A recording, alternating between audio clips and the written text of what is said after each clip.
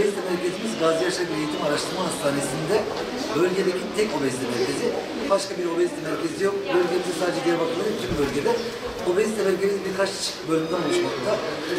Biraz sonra içine gireceğimiz yerde bizim muayene odamız ve dosyalarını tuttuğumuz, ölçümleri yaptığımız yerler. Hemen karşıda bizim diyetisyenimiz ve eğitim odamızın olduğu salon. Aynı zamanda fizyoterapist, psikolog ve hekim arkadaşlarla birlikte çalıştığımız bir merkez. Buyurun, içeri alayım. Sekreter Hanım hastaların girişini yapmakta. Ondan sonra burada doktor olarak ben ya da doktor arkadaşım Yunus Bey ile birlikte hastayı muayene ettikten sonra sağ tarafta hemşire arkadaşımızla birlikte ölçümleri yapıyoruz. Boy, kilo, bel çevresi, kalça çevresi. Hastanın tansiyonu, kullandığı ilaçlarla ilgili dokümante ettikten sonra gerekli tetkikleri istiyoruz. Gerekli tetkikler sonrası gerektiğinde hastaya ilaç ya da ona göre diyet tedavisi, egzersiz tedavisi önerip medikal tedaviyle çözüm buluyoruz.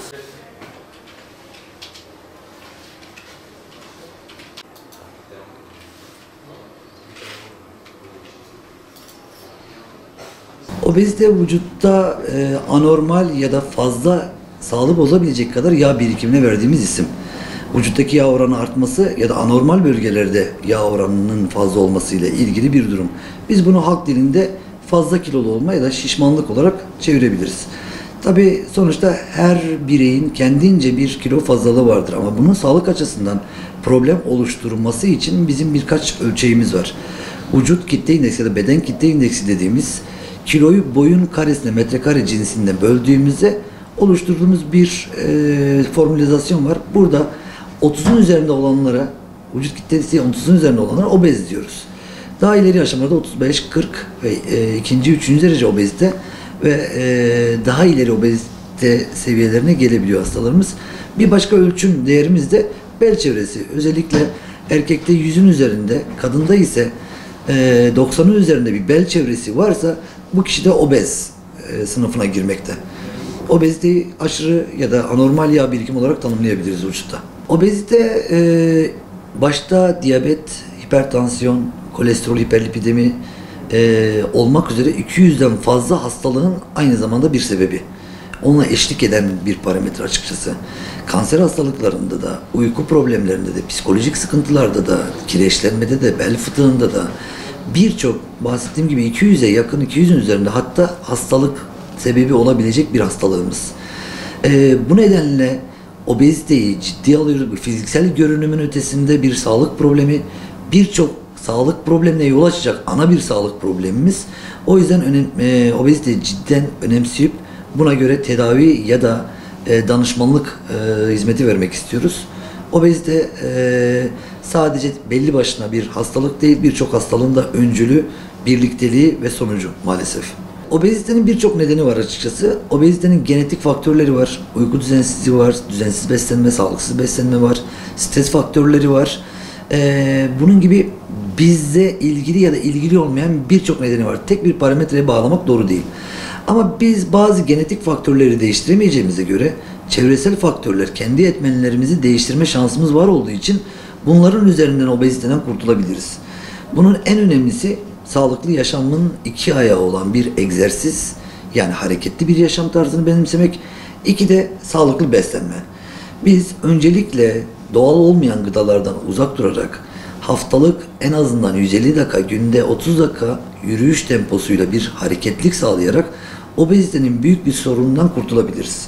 Ekran başı geçirdiğimiz vakitleri azaltıp uyku düzenimizi düzene soktuğumuzda, sıvı tüketiminde anormal içecekler dediğimiz işte en azından kolalı içecekler, gazlı içecekler gibi içeceklerden uzaklaşıp suyu daha öncelikle tercih ettiğimizde, paketlenmiş ürünlerden uzak durduğumuzda, fast food ürünlerinden uzak durduğumuzda obezitenin zaten tedavi edilen kısmının büyük bir kısmını yapmış olacağız. Tabii buna rağmen kilo verememiş olabiliriz. Kişiden kişiye değişiklik sağlayabilir bu durum. Herkes aynı şekilde vücut metabolizması çalışmıyor. Bazıları çok az yemesine rağmen hızlı kilo alabiliyor. Bazıları çok yemesine rağmen kilo almakta biraz daha gecikebiliyor. O yüzden bireysel değerlendirmek gerekli. Kişi kendini kendine göre değerlendirecek, başkasıyla kıyaslamadan. Tabii bu hastalar bize başvurduğunda ya da bu kişiler bize başvurduğunda biz bunların altında herhangi bir sıkıntı var mı? hastalık var mı diye bakıyoruz. Kolesterol düzeylerine, tansiyon değerlerine, şeker oranlarına, tabii ki bunların birçoğunda insülin direnci olduğu için kilo alma meyil oluyor. Biz tüm kan parametrelerini takip ettikten sonra gerekli tedavileri onlara düzenleyip onlara bir yaşam şekli sunuyoruz. Obeziteden kurtulmanın asıl yolu yediğimizi azaltıp hareketimizi arttırmak diye kısa olarak özetleyebiliriz. Dünya üzerinde 650 milyon, Türkiye'de ise 20 milyon obez hasta var. Avrupa'da ölümlerin %10-13'ü obeziteye bağlı ya da obeziteye eşlik eden hastalıklara bağlı ölüm nedenleri. Ülkemizde özellikle kadınlarda %41, yani neredeyse her iki kadından birisi obez olacak şekilde yüksek bir oran. Erkeklerde bu oran biraz daha az, %20 civarında. Kadınlarda biraz daha bir ön planda bir sorun gibi gelmiş oluyor ama dediğim gibi Türkiye'de de obezite sıklığı gittikçe artmakta. 4 bireyden 3'ü hafif kilolu ve obez sayılacak düzeyde. O yüzden hem yaşam şeklimize hem beslenme özelliklerimize dikkat edip bu işten bir an önce sıyrılmanın yollarını aramamız gerekiyor. Günümüz pandemisinde özellikle bildiğiniz gibi pandemi obezite açısından bir bağlantı kurmak gerekirse hem pandemi nedeniyle kısıtlamaların var olması ve evde geçirdiğimiz sürenin artması nedeniyle kilo alımımıza bu dönem bir artış oldu. Hareket kısıtlığımızı neden olması da bunun bir etkeniydi. Hem egzersizimiz kısıtlandı hem içeride geçen vakit arttığı için daha çok yemek durumunda kaldık gibi oldu. Bunun yanında Covid öncesi de Covid sırasında da aslında obezite Covid için de ciddi bir risk faktörü. Özellikle 50 yaş altı gençlerde en yüksek risk faktörlerinden biri de obezite. Obez olan hastalarda Covid'i geçirdiğinde çok daha kötü geçirdi, hastaya yatış oranı arttı, hatta ölüm oranlarının arttığını görmekteyiz.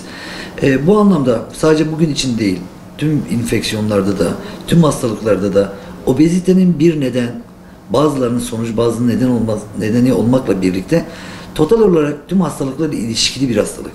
O yüzden bu ana düğümü çözersek diğer hastalıkları da çözmüş ya da bu konuda bir ilerleme sağlamış olacağız.